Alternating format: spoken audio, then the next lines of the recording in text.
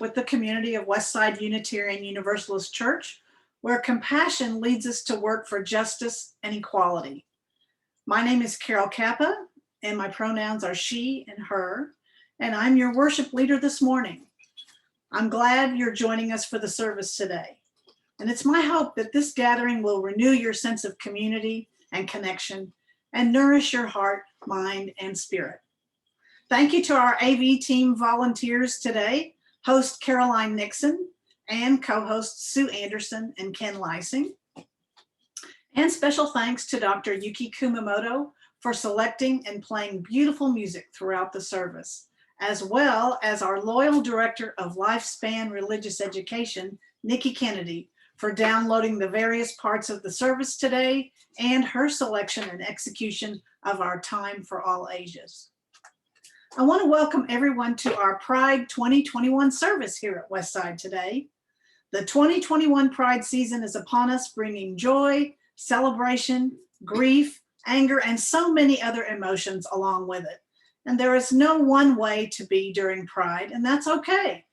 And as always, there's so much beauty and courage to celebrate, alongside the mighty work left to do to ensure all who exist within our LGBTQIA community can thrive and flourish. And I hope you saw the posting in our Wednesday email that goes out every week that includes information about the Colors of Pride activities that are going to be taking place during this next week, June 11th through the 19th. You can click on the links to find out more information and to sign up to participate. One is on Saturday, June 19th, the Juneteenth celebration on YouTube, although we do have some local activities here with our very own Opal Lee, who's having her march for Juneteenth that you can find out more about on YouTube. And of course, there's all kinds of activities on the Trinity Pride Facebook page about things that'll be taking place this month in Fort Worth. Also in that email, the Colors of Pride Toolkit is there, and it's assembled by the National Equality Organization to provide us with latest information on legislation and how to support the LGBTQ community this Pride Month and beyond. I'm very excited to have our former Westside member Susan Gore with us as our guest speaker today, live from Florida. While attending Westside, she studied at Bright Divinity School, where she earned a Master in Theological Studies in 2014. She also holds a PhD in psychology from Vanderbilt University. Susan discovered Gulfport, Florida, and moved there in 2015 after speaking on transgender issues at a conference in nearby St. Pete Beach. She is currently president of the LGBTQ Resource Center at the Gulfport Library, which won a national award recently for the wonderful work they provide there. And Susan has also recently served as the president of the Board of Trustees of the Unitarian Universalist Congregation of Clearwater, Florida. At Westside, we are raising the next generation of Unitarian Universalists, and we want them to know that they are an important part of our community. Several years ago, we chose to be radically inclusive and to adopt a multi-generational worship, where our services include all family members. So welcome to all children and youth of all ages. And if you are so moved, you can try out the chat feature on Zoom by typing in some words of welcome to both members and visitors who are joining us this morning. On behalf of this church community, I say to all, welcome. Westside is a community of many beliefs, genders, and sexualities, a community of diverse cultural, racial, and class backgrounds, a community of varied abilities and gifts. Some here find inspiration in the great books, others in the great outdoors, and others still in great conversations. And whoever you may be, we welcome you to bring your whole self into this community. So now I invite you to take a deep breath. And from wherever you are, settle into this sacred space that we create, and let us worship together as we listen to this morning's prelude performed by Yuki.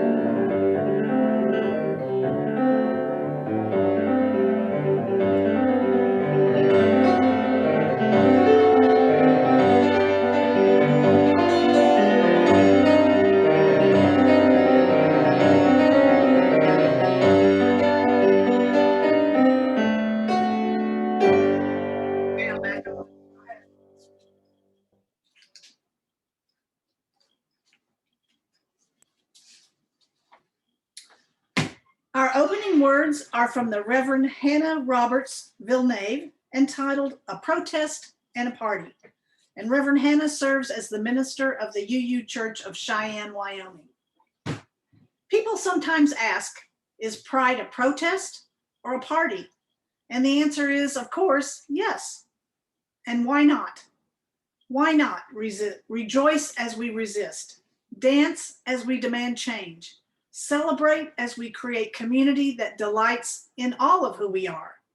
So bring all of that with you this morning. Bring your policy demands, bring your glitter, bring your Supreme Court broken heart, bring your rainbow socks, bring the emptiness you feel for our siblings gone too soon. Bring your Gloria Estefan remix. Bring your tender hope for change. Bring your most garish eyebrows. Bring your spirit tattered and battered by a world that seems insistent on choosing fear and hate. Gather up all these things and bring them here to a place where we don't have to shoulder these burdens or celebrate these joys alone. Come, let us worship together. Our opening hymn this morning is number 1035, How Could Anyone Ever Tell You, written by Libby Roderick. Today's performance is by the Sacramento Gay Men's Chorus, and we were granted special permission to stream this version for this service. This hymn is especially meaningful to me because Sue Spell and I included it in our wedding ceremony as we sang it to each other, and then we invited the entire congregation to join us by singing it together as well. So enjoy.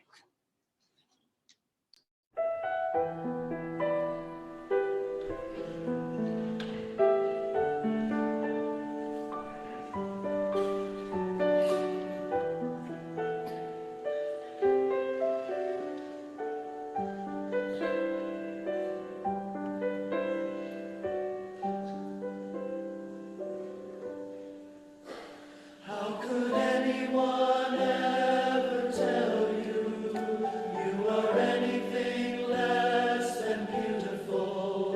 How could anyone ever tell you you are less than whole? How could anyone fail to notice that your loving is a miracle? How deeply you're connected to my soul. How could anyone ever tell you you were anything less than beautiful? How could anyone ever tell you were less than whole? How could anyone fail to notice that your love is a miracle?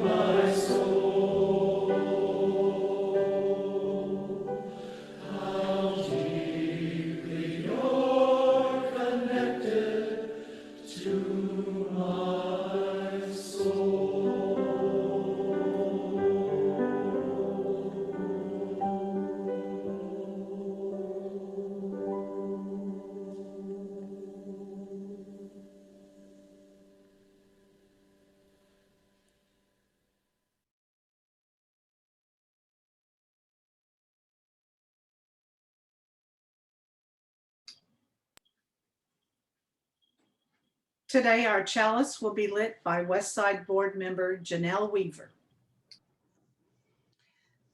Thank you. Thank you, Carol. I'm actually lighting this chalice in honor of my daughter, Rachel, who is not feeling well today, but she appointed me to do this for her.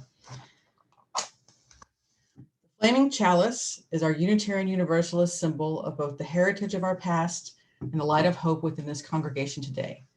Please join us by lighting your own chalice at home to the words of Lori Gorgas Hlaben.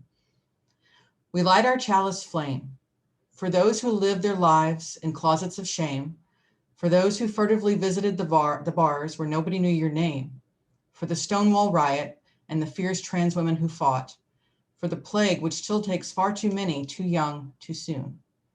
So many gone, so many never lived to see, out gay kids singing on TV, out gay people serving in the military, marriage equality, families formed by intention. We light our chalice flame for all of these and for all our siblings of the rainbow, surviving, living life out in the open with pride.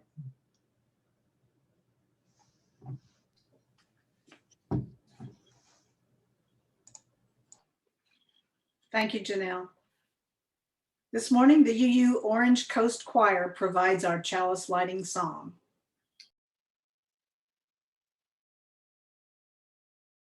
There is always a light when we are ready to see it. There is always a light when we are ready to be it. To see the light, to be the light, to raise our eyes in the dark of night, to climb this hill. Together we will. There's always a light in the dark when we are ready to see it. There's always a light in the dark when we are ready to be it. To see the light, to be the light, to raise our eyes in the dark of night, to climb this hill. Together we will. There is always light. There's always a light. There is always light. When we are ready to see it. There is always light. There's always a light. There is always light. When we are ready to be it.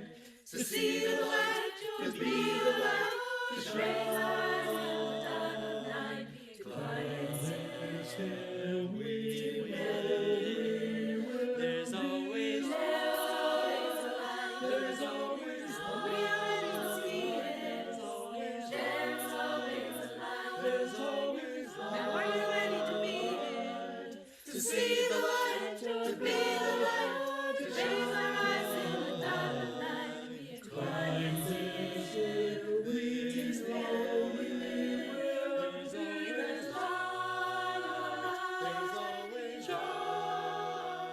There's always light. There's always light.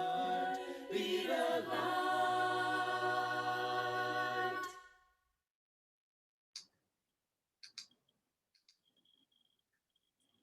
Please join me in reciting our affirmation this morning.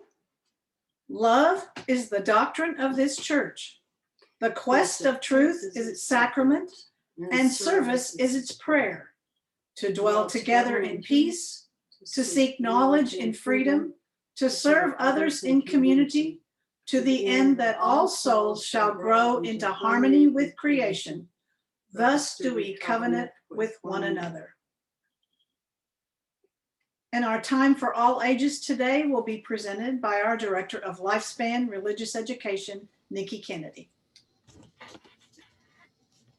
Good morning, Westside community. I am so happy to be here with you guys today on this day, Sunday in June. So often we see things that symbolize important and powerful things. And I wonder if you've ever created a flag. I wonder what you created it for. Well, today we're going to listen to why a very special flag means so very much. Listen to this story with me.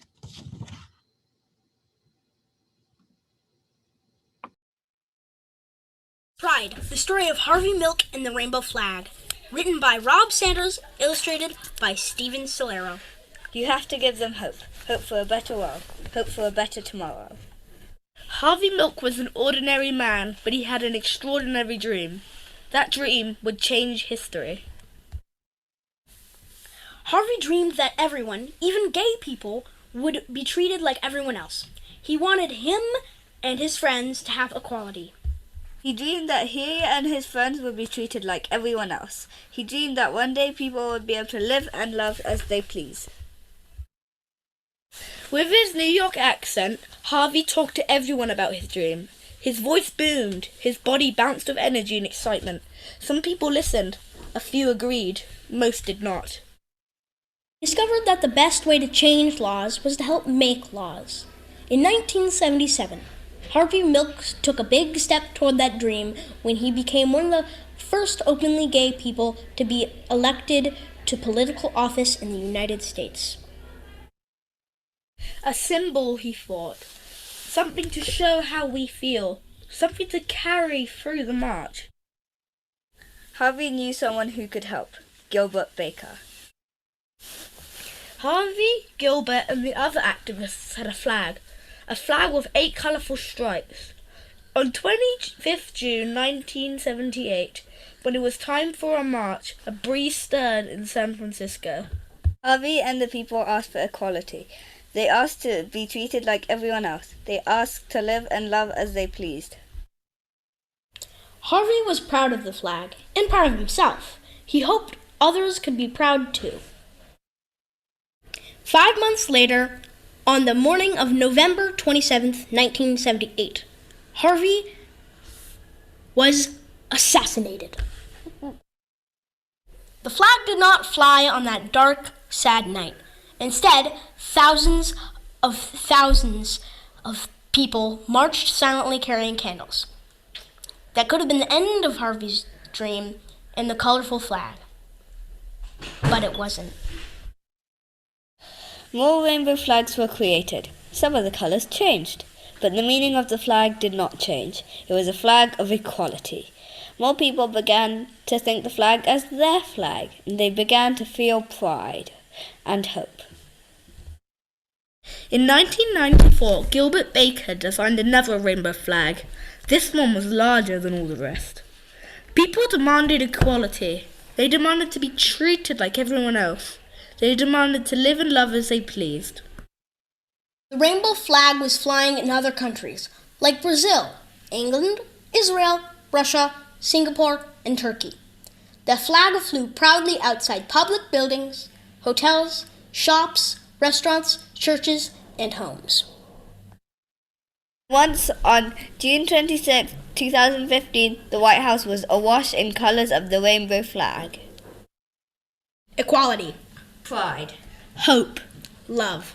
Harvey's dream became a flag for us all.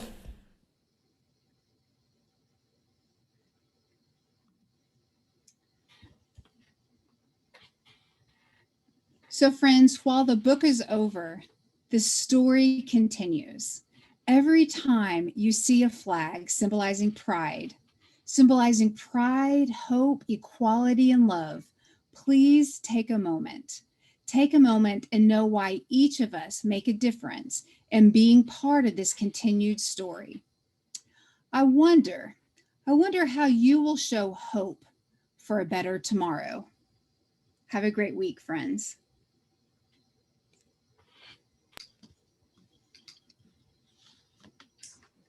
Thank you, Nikki. Our joys and concerns will be shared by Kelly Flanagan, a representative of the pastoral care team.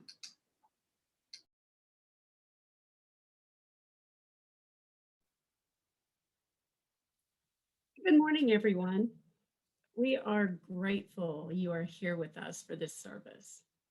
This is a time in our service when we offer witness and support for one another's journeys. While we continue to meet online, anyone can submit a joy or concern by emailing the pastoral care team at pastoralcare@westsideu.org or through the web form located on the Care and Support page of the church's website. As we share our joys with others, those joys are multiplied. When other hearts know our joy shines all the brighter. As we share our concerns, our community can offer its care. When other hearts know our sorrow, our burden becomes lighter. This week's joys and concerns received by 10 a.m. this morning include a joy from Carolyn Nixon. I had a couple of procedures last week, one of which was a biopsy of a cyst on my pancreas. While the pathology report isn't back yet, the doctor is optimistic that it's not cancer. Thank goodness for modern medical technology that allowed this to be an outpatient procedure. Joy from Beverly Boris. I'm happy to report that my surgery for breast cancer last Thursday was successful, and the lymph nodes were negative for any signs of cancer. Surgery was done at UT Southwestern last Tuesday. I had wonderful care there and returned home the next day. Pete was by my side, and my daughter Leslie flew in from Phoenix to be with me also. We have a joy from Jana Francois Kennard. Faith, our oldest daughter who lives in Portland, Oregon, is coming home Saturday for the first time since Christmas 2019. We are so excited. Her second joy is we have a new councilman in District 6 after 16 years with the same person, ready to see some much needed change in Fort Worth. Thank you for sharing those with us. It is good to share with one another, as sharing draws our community closer. Please know that our pastoral care associates are available to support you with deep listening and, when needed, through our InReach Fund for short-term financial support of members in need. We are here for you.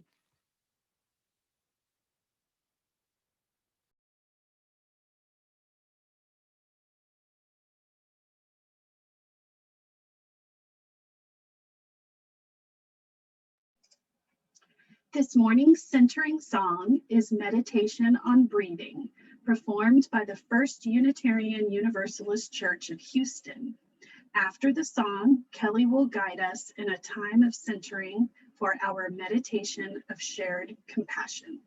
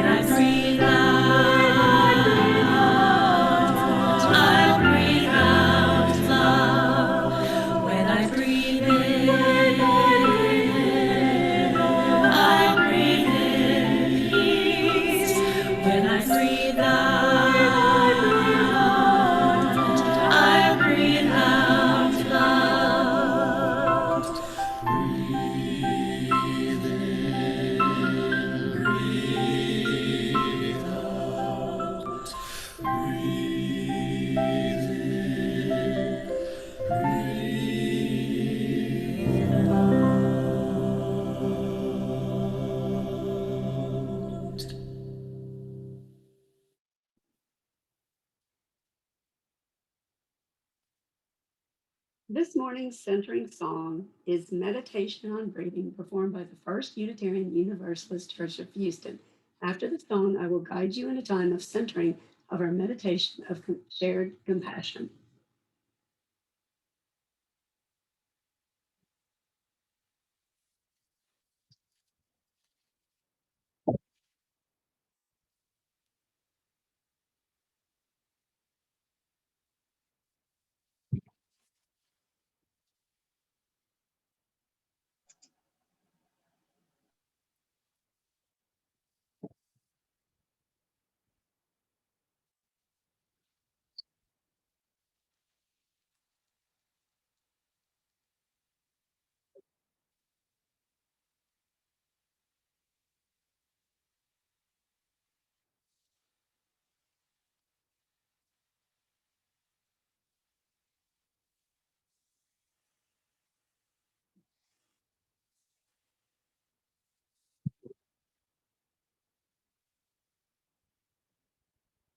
I apologize. We open our hearts to those in our community who know both joys and challenges, and to all suffering beings.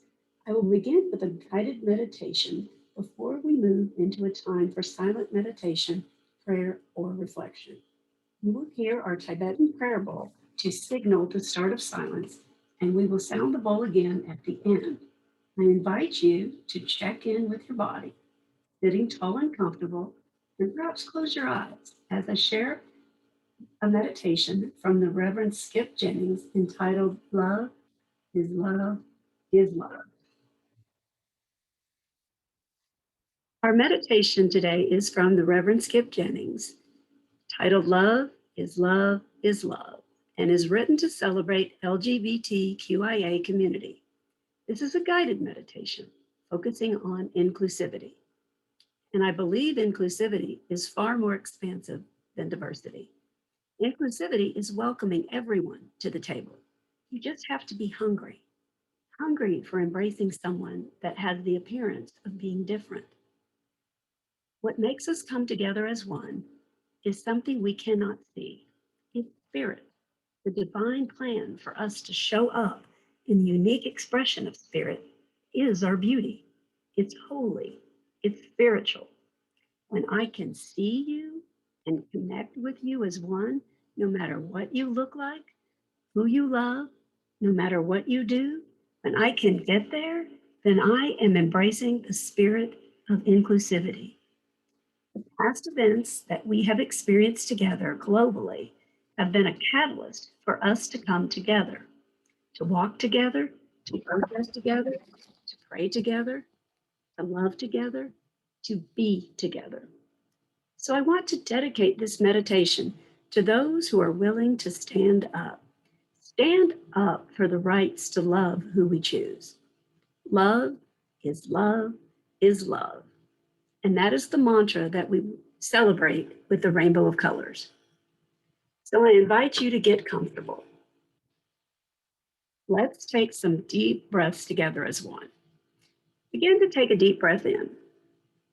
As you inhale, embrace inclusivity, embrace love. Now feel that energy. Feel it in your system. Now, big exhale. Fully release the breath. And with this deep exhale, let it go. You're releasing intention into the world. Love is love is love.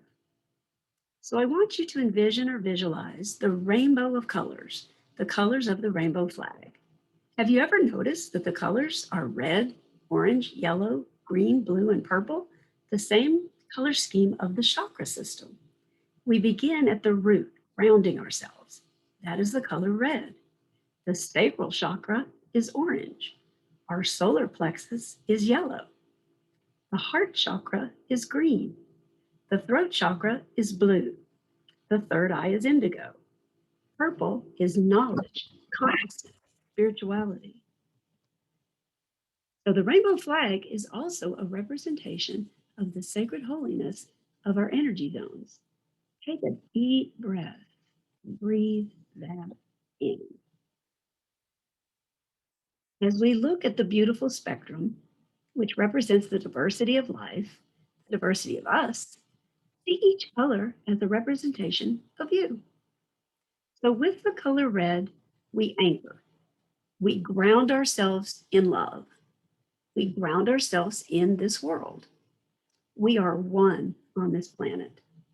The color orange allows us to feel our emotions, our multifaceted ways of life. The color yellow, it is our vitality. It heals the body, energizes the body so that we may participate in love. The green lands in our hearts. The heart knows no color, no gender, no sexual orientation. The heart knows love. Love is love is love. We look at the color blue. It is our communication. How are we communicating with one another? Our communication is key, for words and thoughts have power. We are a collective.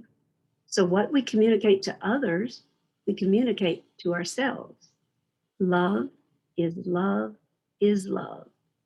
The purple, the beautiful color of this section of the rainbow flag, is always a reminder of the divine being that we are, because we are love. We are beings of divine love. And in this human incarnation, we have come here to celebrate love is love is love. We are moving into a new time and age of existence. We are being called forth to live in a new way of inclusivity, of embracing each other, not just or in spite of our differences, but because we know we are one. My dear friends, send this love, this prayer out into the universe. It is time that we embrace love is love is love.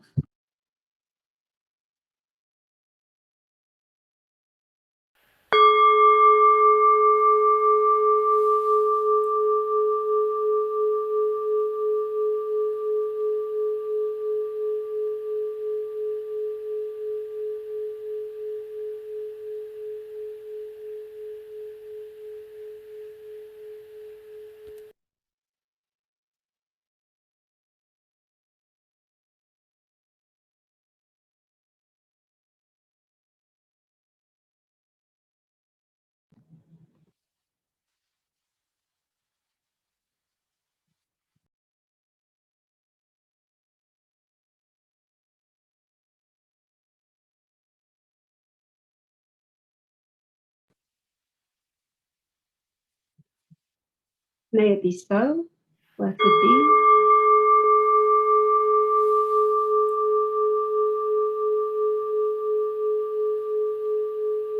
May it be so. Blessed be, and amen. Peace be with us and with all under the sun.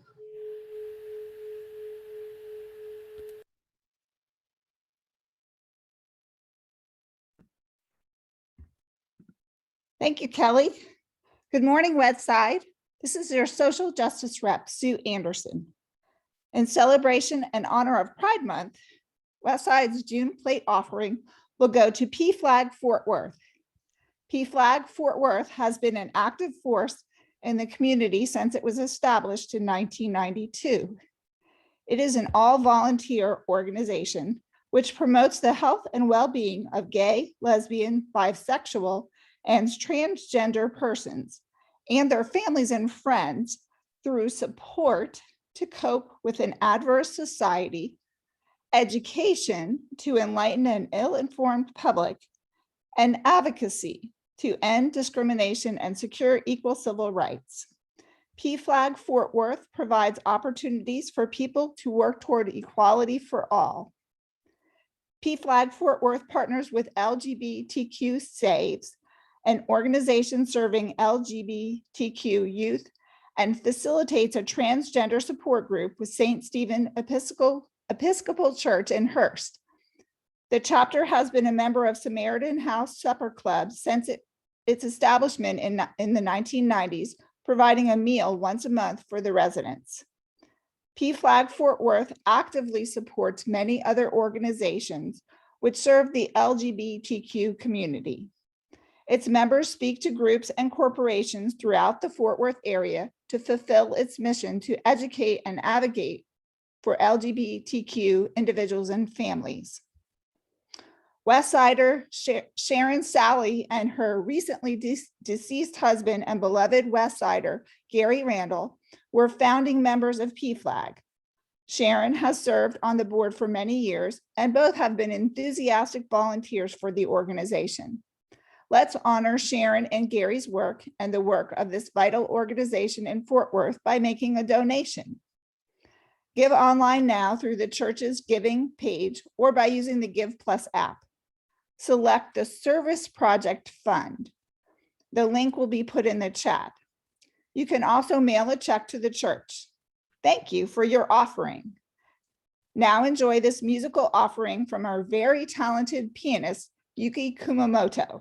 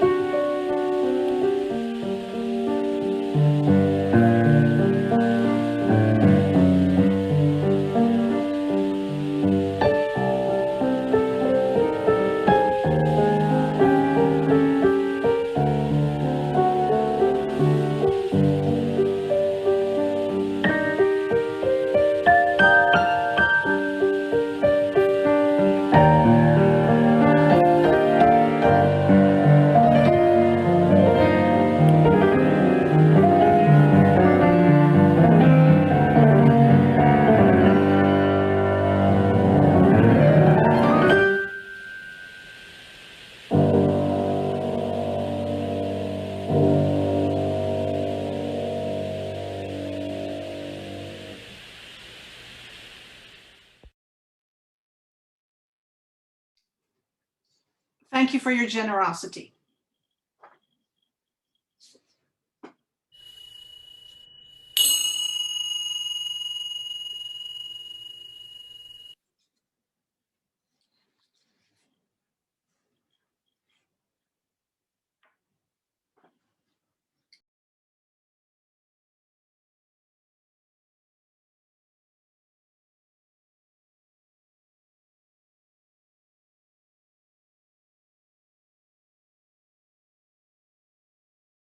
Good morning, West Side. It is so good to be here, to be back, and to see some friendly faces among you.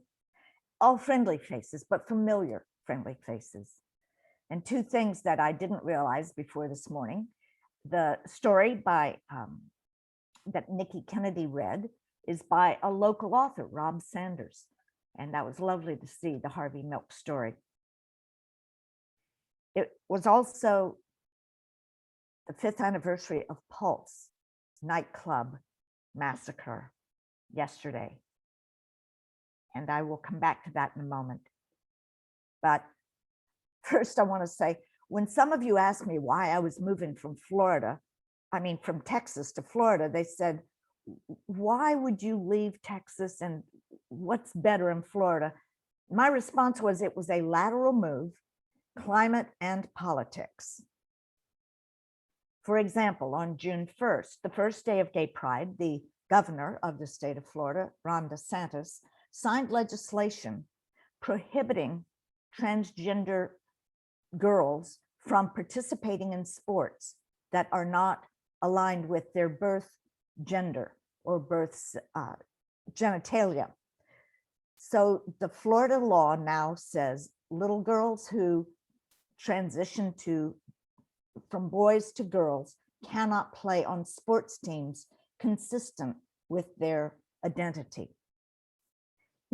Governor DeSantis is also using his bully pulpit to do something similar to what's going on in Texas, and that is to prohibit the teaching of critical race theory, a study area that looks at the institutional, the systemic, embedded ways that racism exists. Now, the thing is, critical race theory is not taught in Florida in any public school. I got to tell you, I think the man's running for president. But since this is a spiritual or a theological reflection rather than a political conversation, what can we make of these and similar attempts to deny recognition to certain groups of people or to limit their participation in civic activities? So back to Pulse. The Pulse massacre on June 12th, 2016, took the lives of 49 LGBTQ people on Latinx Night, a weekly occurrence at this popular nightclub in Orlando. 50 additional people were seriously wounded.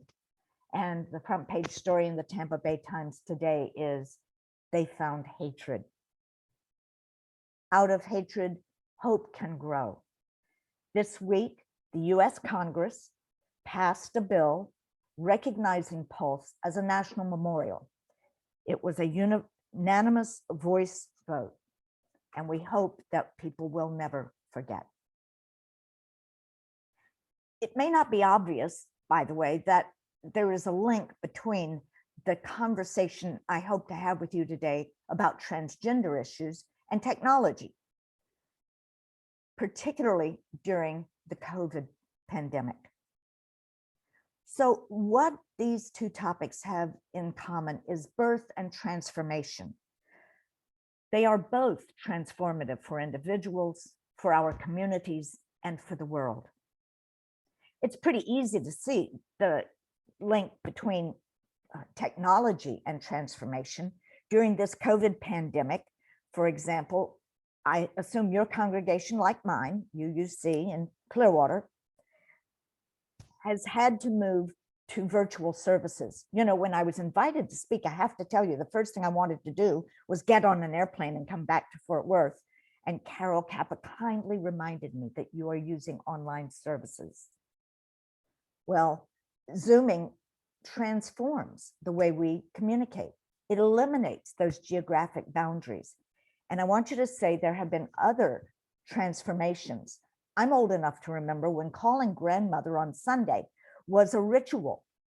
Mom, dad, me, and my sister would gather around the telephone, the Harvest Gold telephone, on the counter in our kitchen so we could call long distance. And it was expensive. I remember I was told not to get too deeply into conversation because it was a matter of time. Time and distance. These are concepts we have as shared realities that have implied meaning.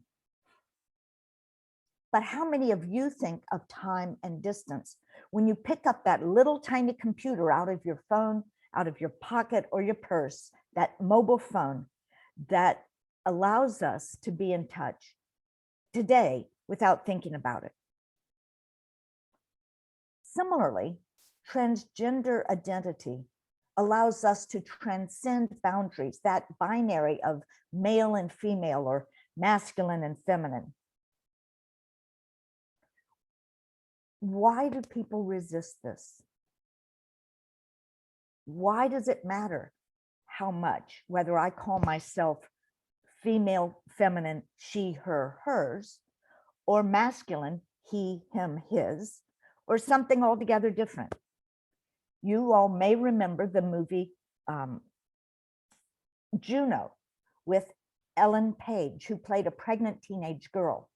Well, Ellen Page is now going by the name Elliot Page and has identified as transgender, has had surgery, and there are now pictures on Facebook and YouTube that show the new person that Elliot has become and who feels so much more in his body.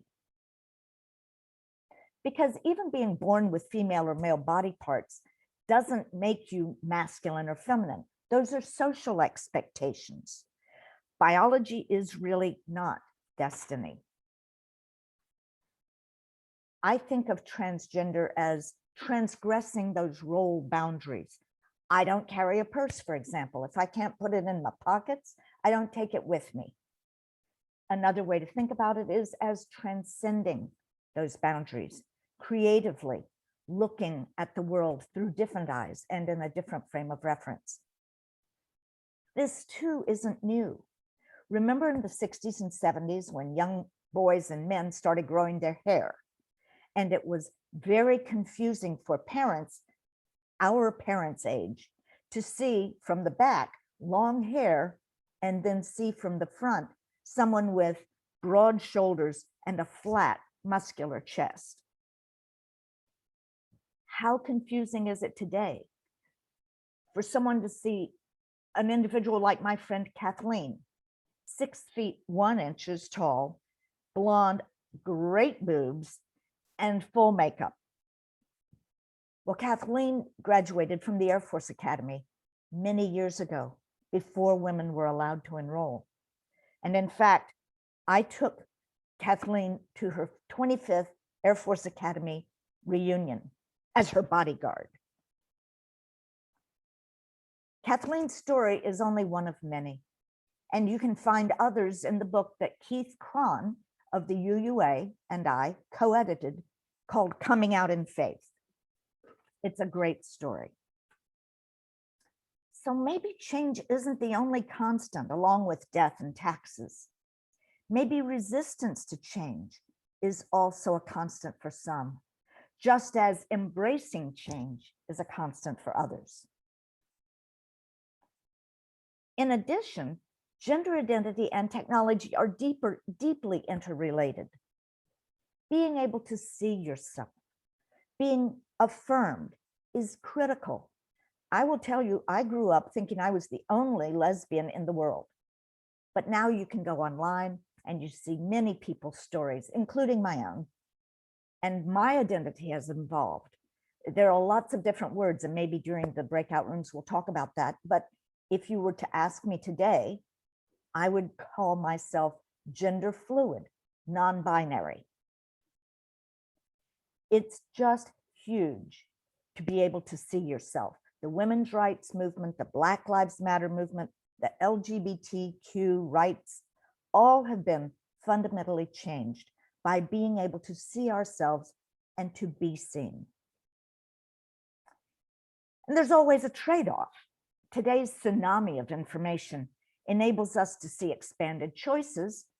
It also allows us to silo into different realities. I was reading an article this morning about Benghazi and how some people have very different, mutually exclusive perspectives on what reality is. And so it is with gender identity and sexual identity. The thing I try to remember is, at the same time as I don't understand somebody else's reality, they may not be able to understand mine. And so that's why I'm here today, to talk about how do we recognize that different versions of reality exist and influence people's actions.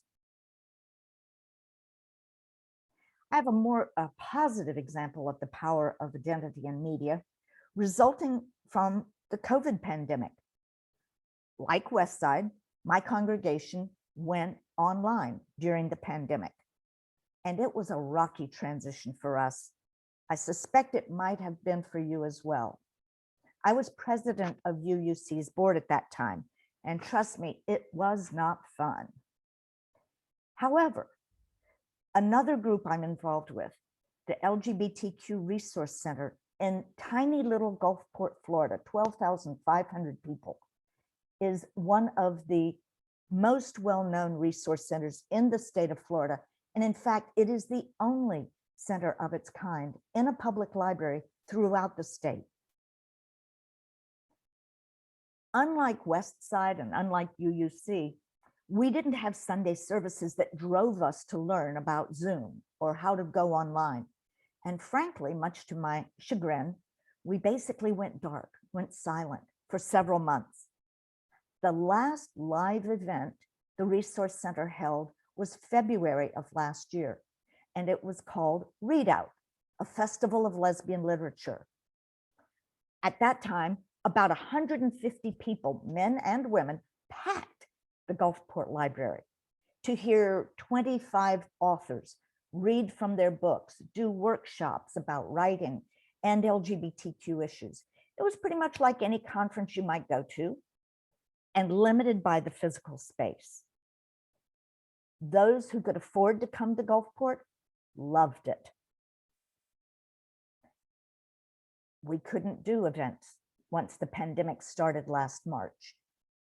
But in November, 2 or 3 people who had been involved with Readout got together to ask the question, well, do you think anybody would be interested in a virtual event where even if we can't get together physically, we could hear authors, we could see each other on those little tiny boxes on the screen.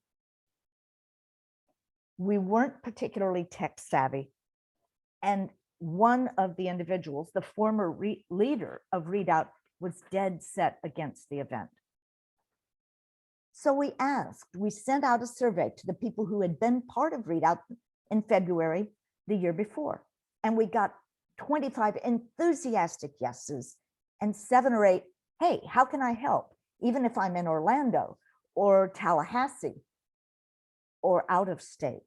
Because the miracle of online communication is you don't have to be in the same place to interact. In 10 weeks, between December of last year and mid-February of this year, a little group of 7 people put together a virtual Readout festival. And what happened is we had almost 1,000 participants register from 22 countries to hear 101 authors and 20 plus named entertainers read from their work, perform their written work, over 26 hours of Zoom-based programming, supported by the city of Gulfport and the director of the library, who's a straight ally. It was beyond amazing. The energy that event produced continues to reverberate. There is programming every other week now on Zoom. And if you want to find out more about it, go to mygulfport.us. And you can go to the library webpage, then the Resource Center webpage. There will be continuing efforts to program on Zoom, even when we're all back together, because they're so intimately linked and we can reach so much further. And that really is my takeaway for today. Transgender identity is confusing for a lot of people. Technology is daunting, but they are tools that you can, and identities you can bring together. And the question is not, how do we know which pronoun to use, or how do we know which platform to use, but do we have a vision that is inclusive? Are we able to find others who share and help us shape that vision?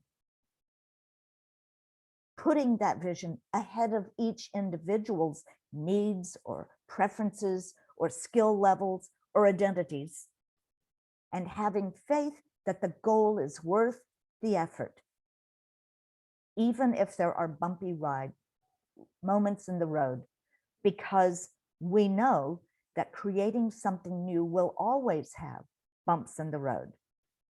They may be risky and controversial ideas, but you don't have to be in control. And in fact, what you discover is you have to be willing to be amazed, because the outcome is well worth that bumpy ride. There are parts of Readout that didn't go well. There are still serious differences of perspective about how to do it right. And yet nearly 1,000 people from 22 countries connected over Zoom. And that was the real goal, bringing people together. To connect people during this awful time when so many of us have felt isolated. And so many of us have experienced what LGBTQ people consider their reality every day, not being able to be seen. So transgender identity and technology and where we are today is at this existential opportunity to name ourselves and to grow in new and different ways, to recognize the inherent worth and dignity of every individual, and to be part of that independent web of which we are all connected. If it's about connecting across differences, take the risk of changing our expectations of what reality might be, and to keep drawing the circle bigger to include more and more. How we connect is what will make these very uncertain times transformative. And what kinds of transformations dominate depend on you and me. Each action we take, it depends on each of us. Thank you.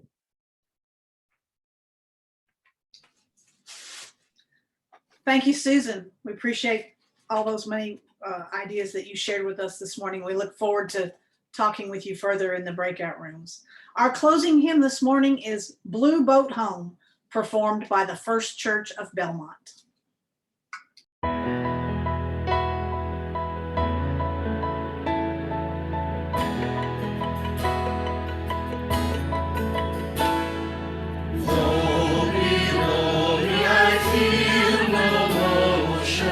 Standing on these mountains and plains, far away from the rolling ocean, still my pride and heart can say, I've been sailing all my life now, never harbor or port have I known. The wide universe is the ocean I travel, and the earth is my blue boat home.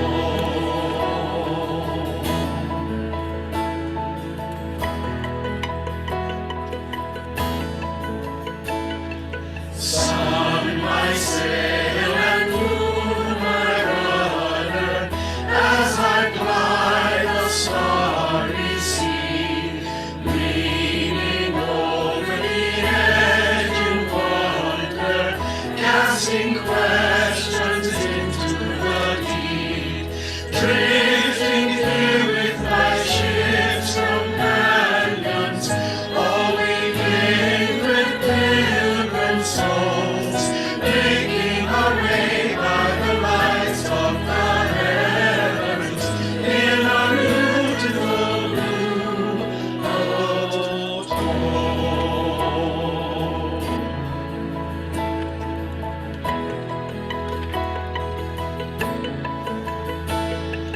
I give thanks to the waves upholding me, ever great winds urging me on. Greet the infinite sea before me, sing the sky my sailor's song.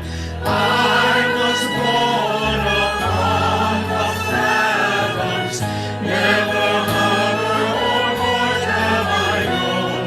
The wide universe is the ocean I travel, and the earth is my blue boat home.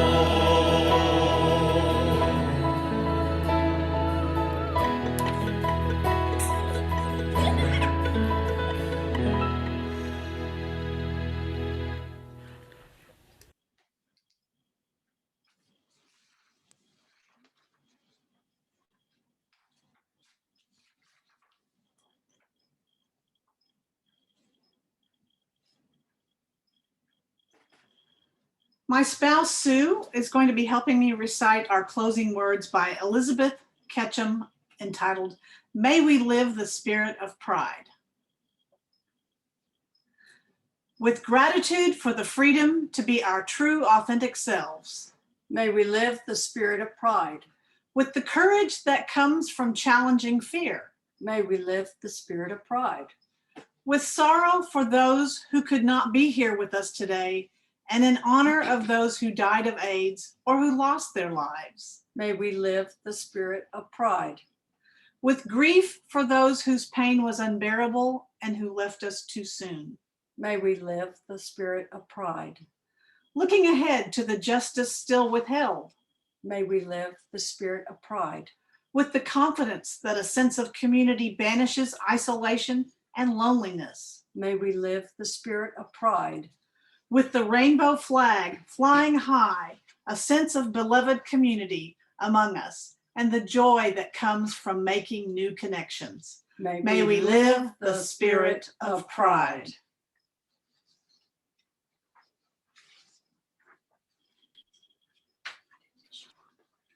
And now join me in the congregational closing as we extinguish our chalices. Let us go in peace, believe in peace, and create peace in our lives and in the world. May it be so.